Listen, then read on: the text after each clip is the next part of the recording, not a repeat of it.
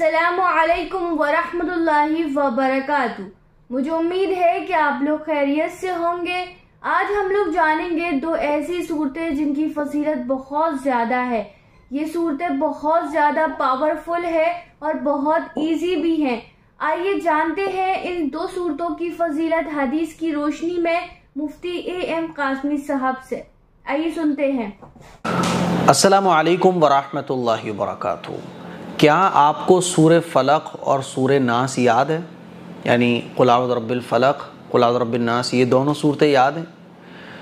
آپ کہو گے مفتی صاحب یہ صورتیں تو بچوں کو یاد ہوتی ہیں، کیونکہ ہم لوگ جب صورتیں یاد کرتے ہیں تو انہی صورتوں سے سٹارٹنگ کرتے ہیں۔ یہ صورتیں تو بالکل یاد ہیں ہمیں۔ کیا آپ کو ان دونوں صورتوں کی فضیلت پتہ ہے کہ یہ دونوں صورتیں کتنی پاورفل ہیں؟ ان دونوں صورتوں میں کتنی طاقت ہے؟ آپ کو یہ اس لائف میں، چاہے وہ شیطان کے شر ہوں، جناتوں کے شر ہوں یا جانوروں کے شر ہوں، آپ کو جن چیزوں سے بھی تکلیف پہنچ سکتی ہے نا، حاسدوں سے، آپ سے بغض رکھنے والوں سے، دشمنوں سے، انسانوں سے، حیوانوں سے، چرند پرند درندوں سے، تمام چیزوں کے شر سے یہ صورت آپ کو بچاتی ہے۔ آپ کہو گے مفتی صاحب اچھا ایسی بات ہے؟ جی ہاں، بالکل ایسی بات ہے۔ یہ صورتیں آپ لوگوں کو یاد تو ہیں، لیکن ان صورتوں کی فضیلتیں آپ لوگوں کو نہیں معلوم۔ آج میں آپ لوگوں کو انہی دونوں صورتوں کی فضیلت احادیث مبارکہ کی روشنی میں بتانے جا رہا ہوں۔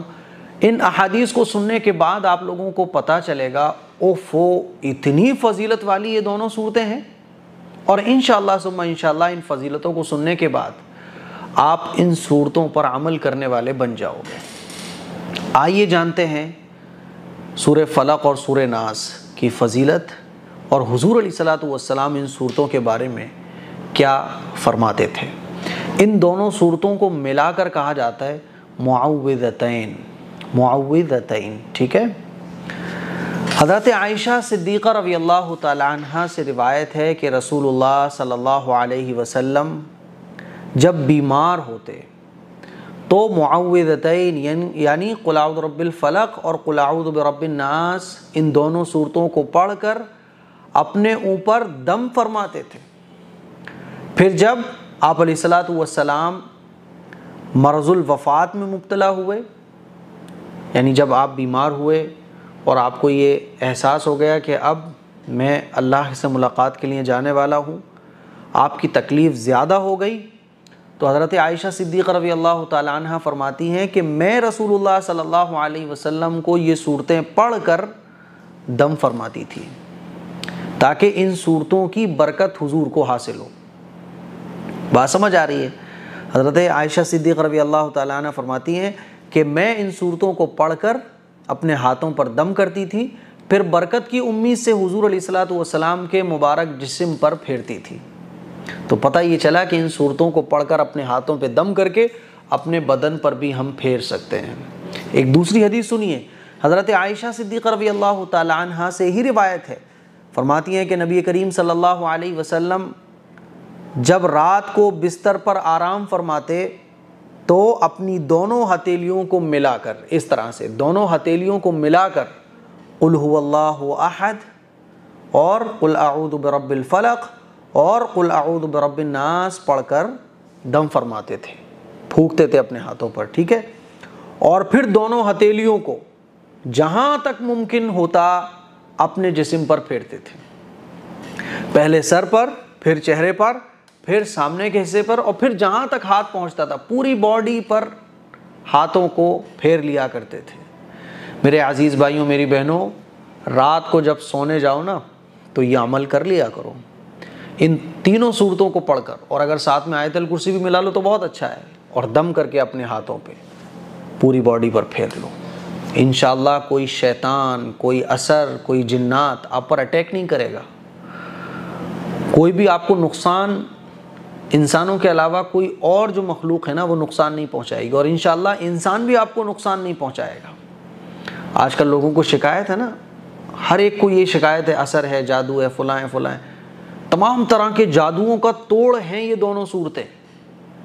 یہ جو آپ تعویذ لینے جاتی ہو نا، یہ جو آپ لوگ تعویذ لینے جاتے ہو جادو کا، اثر کا، کسی کا کرایا ہوا، یہ جتنے بھی تعویذ والے بیٹھے ہیں نا، ان تمام تعویذ والوں کا آپ کہہ لو یہ دونوں صورتیں باپ ہیں، جتنے بھی عمل اور ٹوٹکے آپ کو کرنے کے لیے تعویذ والے بتائیں گے۔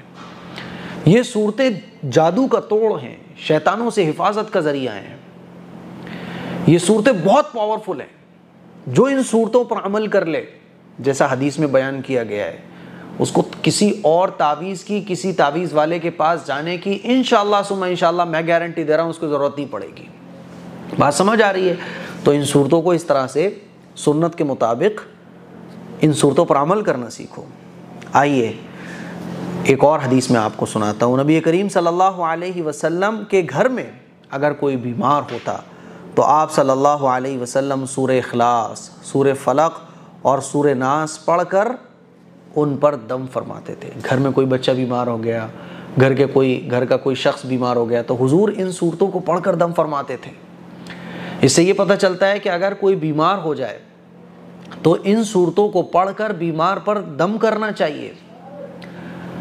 بات سمجھ آ رہی ہے؟ اور بیمار کو، اگر بیمار ان صورتوں کو پڑھ سکتا ہے تو بیمار کو بھی چاہیے کہ وہ ان صورتوں کو پڑھ کر دم کرے۔ پوری نبی کریم صلی اللہ علیہ وسلم کی سیرت میں آپ کو کہیں نہیں ملے گا کہ حضور نے کسی کو تعویذ دیا ہو یا صحابہ نے کسی کو تعویذ دیا ہو یا صحابہ حضور سے تعویذ لینے گئے ہوں۔ پڑھنے کو ملے گا، عمل کرنے کو ملے گا کہ صورتیں پڑھو، دم کرو۔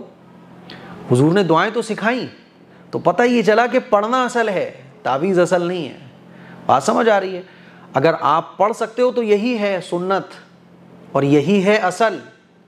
تعویذ تو بعد کے لوگوں نے ان لوگوں کو دیے جو بیچارے ان پڑھ ہوتے تھے، جاہل ہوتے تھے، پڑھ نہیں سکتے تھے، بچے ہیں یا گاؤں دیہات کے لوگ ہیں جہاں بھی دین مکمل نہیں پہنچا ہوا ہے، تو کیا کرے، چلو بھائی یہ کر لو آپ۔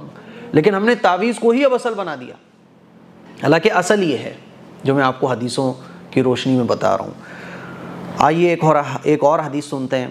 حضرت عقبہ ابن عامر رضی اللہ تعالیٰ عنہ بیان کرتے ہیں کہ ایک مرتبہ میں ایک جگہ میں رسول اللہ صلی اللہ علیہ وسلم کے ساتھ چل رہا تھا کہ اچانک ہمیں تیز ہوا اور تاریکی نے گھیر لیا۔ تیز ہوا چلنے لگی، اندھیرا چھانے لگا، جیسے ہوتا ہے نا آندھی آ رہی ہوتی ہے، بادل چھا جاتے ہیں، کالی گھٹائیں آ جاتی ہیں۔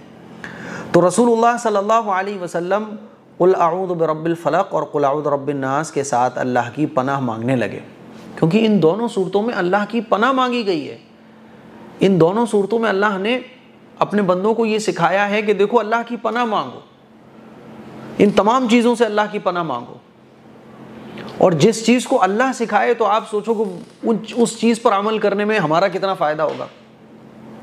تو یہ ڈائریکٹ شیطان سے، جناتوں سے، حاسدوں سے، شریروں سے، جتنی بھی چیزوں سے ہمیں نقصان پہنچ سکتا ہے ان سے بچنے کا طریقہ خود اللہ نے ہمیں بتایا ہے۔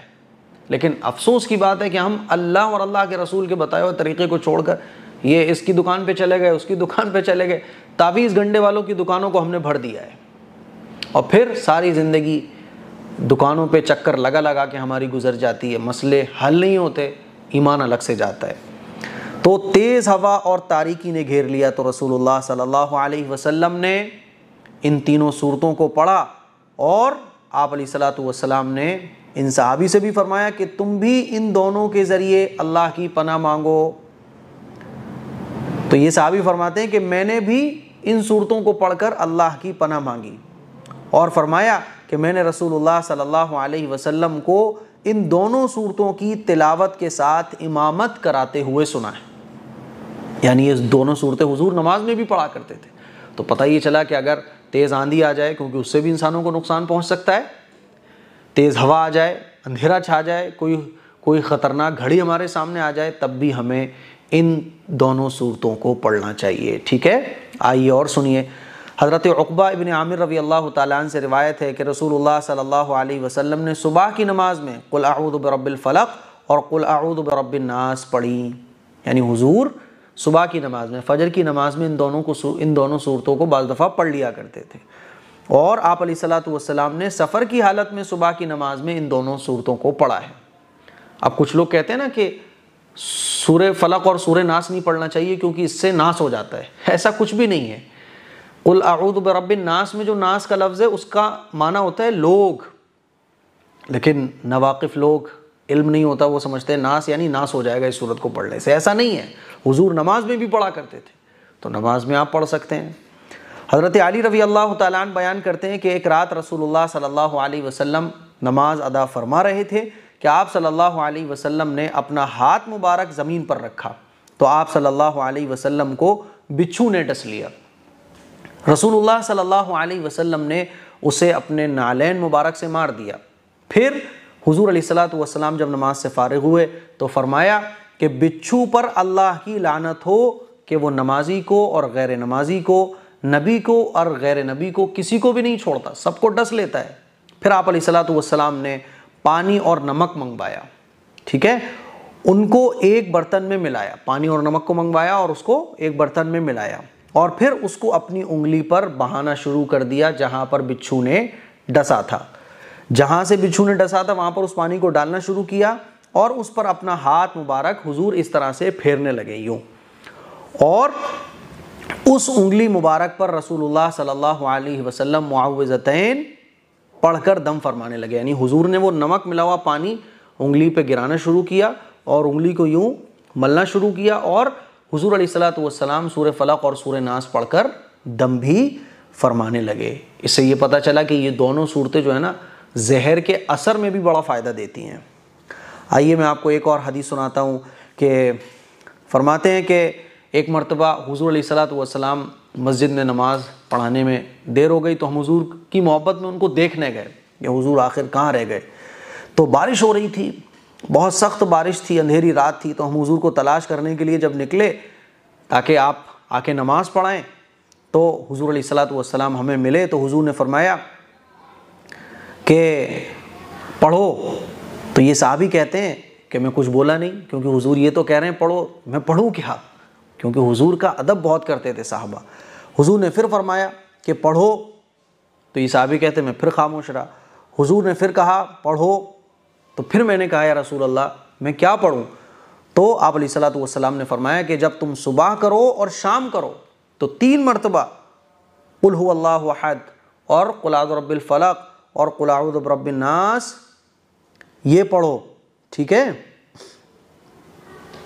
یہ تمہارے لیے ہر چیز سے کافی ہو جائے گا، یہ تمہارے لیے ہر چیز سے کافی ہو جائے گا، یعنی اب تم ٹینشن فری ہو جاؤ، کوئی چیز تمہیں نقصان نہیں پہنچا پائے گی۔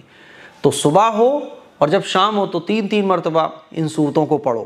اور علامہ طیبی رحمۃ اللہ علیہ نے اس حدیث کو ڈیفائن کرتے ہوئے لکھا ہے کہ جو ان صورتوں کو پڑھ لے گا تو ہر برائی سے وہ دور ہو جائے گا اور کوئی برائی اس کو نقصان نہیں پہنچا سکے گی اور کوئی برائی اس کو نہیں پہنچے گی۔ یہ ان صورتوں کو صبح شام پڑھنے کے فائدے ہیں۔ چلیے، حضرت ابو سعید خدری رضی اللہ تعالیٰ عنہ سے روایت ہے، فرمایا کہ رسول اللہ صلی اللہ علیہ وسلم جنات اور انسانوں کی نظر سے پناہ مانگتے تھے تاکہ جناتوں کی اور انسانوں کی نظر نہ لگے۔ اچھا، حضور یہ جو کرتے تھے، حضور تو بخشے بخشائے تھے، حضور تو اللہ کے محبوب تھے، حضور پر تو کوئی ایک چیز اثر نہیں کر سکتی تھی، لیکن یہ تمام چیزیں حضور کیوں کرتے تھے؟ تاکہ امت کو تعلیم ہو، امت کو سبق ملے، امت کو سکھانے کے لیے۔ بات سمجھ آ رہی ہے؟ تو حضور علیہ السلام نظر سے بچنے کے لیے، جنات اور انسانوں کی نظر سے بچنے کے لیے اللہ کی پناہ مانگتے تھے۔ پھر اللہ تعالیٰ نے معوذتین یعنی سورہ فلق اور سورہ ناس نازل فرمائی، تو پھر آپ علیہ السلام نے باقی تمام چیزوں کو چھوڑ دیا اور سورہ فلق اور سورہ ناس کو پڑھنا شروع کر دیا۔ تو دونوں قل یعنی سورہ فلق اور سورہ ناس یہ نظر سے بچانے کا بھی ذریعہ ہے، نظر سے بھی سورہ فلق اور سورہ ناس بچاتی ہے۔ اگر آپ کو لگ رہا ہے آپ کے بچے پہ نظر ہو گئی، سورہ فلق اور سورہ ناس پڑھ کر دم کرو۔ آپ کو لگ رہا ہے آپ کو نظر لگ سکتی ہے، کسی پروگرام میں آپ لے جا رہے ہو بچے کو، سورہ فلق اور سورہ ناس پڑھ کر دم کرو اس کے اوپر، پھر کسی پروگرام میں لے جاؤ۔ تو میرے عزیز بھائیوں، میری بہنوں، یہ سورہ فلق اور سورہ ناس کی فضیلت ہے احادیث مبارکہ کی روشنی میں جو میں نے آپ لوگوں کو بتائی ہے۔ اسی لیے میرا خود کا بھی معمول ہے اور آپ بھی اپنا معمول بنائیں کہ جب سوئیں رات کو تو آیت الکرسی، سورہ فلق، سورہ اخلاص یعنی قل هو اللہ احد اور سورہ فلق اور سورہ ناس پڑھ کر 3 مرتبہ اپنے ہاتھوں پہ دم کرے اور اپنے سر پہ، چہرے پر، سامنے، پیچھے، جہاں تک ہاتھ پہنچے پوری باڈی پر پھیرے اور سو جائیں۔ اور جب صبح ہو تو یہی عمل کریں۔ بڑے بڑے بزرگوں کا یہی معمول رہا ہے اور یہ سنت سے، حدیث سے بھی ثابت ہے۔ تو یہ سورہ فلق اور سورہ ناس کی فضیلت ہے۔ ماشاءاللہ، مفتی صاحب نے بہت ہی اچھے سے حدیث کی روشنی میں سورہ فلق اور سورہ ناس کی فضیلت بیان کی۔ ان دو صورتوں کی فضیلت بہت زیادہ ہے، آپ بھی ان صورتوں کو پڑھنے کا معمول بنائیں اور اس کلپ کو شیئر کریے گا۔ السلام علیکم ورحمۃ اللہ وبرکاتہ۔